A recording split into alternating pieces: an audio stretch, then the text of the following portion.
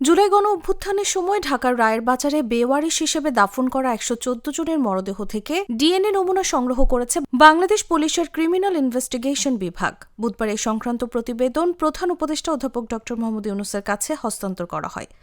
এ সময় প্রধান উপদেষ্টা বলেন, নিজ দেশের নাগরিকদের হত্যা করে গণকবর দেওয়ার মতো ঘটনা কোনো সভ্য রাষ্ট্রে কল্পনাও করা যায় না। আওয়ামী লীগ সরকার যে বর্বরোচিত ঘটনা ঘটেছে তা পৃথিবীর ইতিহাসে বিরল।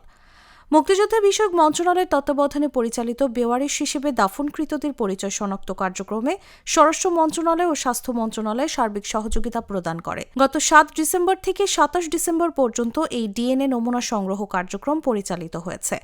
এর মধ্যে নিজেদের স্বজনের সন্ধানে ৯টি পরিবার ডিএনএ নমুনা দিয়েছে। পরীক্ষার মাধ্যমে এর মধ্যে ৮ জন শহীদের পরিচয় শনাক্ত করা সম্ভব হয়েছে। শনাক্ত হওয়া প্রত্যেকেই বুলেটবিদ্ধ অবস্থায় নিহত হন বলে নিশ্চিত করেছে সিআইডি। প্রধান উপদেষ্টা বলেন, সত্য উদ্ঘাটন এবং শহীদদের পরিচয় ফিরিয়ে দেওয়ার এই উদ্যোগ নিখোঁজ পরিবারগুলোর জন্য ন্যায়ের পথে একটি গুরুত্বপূর্ণ অগ্রগতি। এটি রাষ্ট্রের নৈতিক দায়বদ্ধতার প্রতিফলন।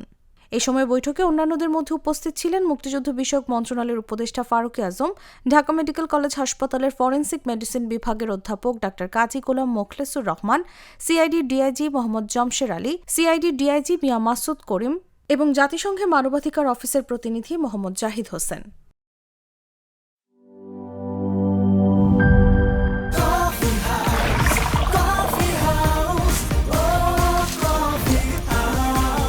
কফি হাউস, প্রতি চুমুকে আড্ডা জমে।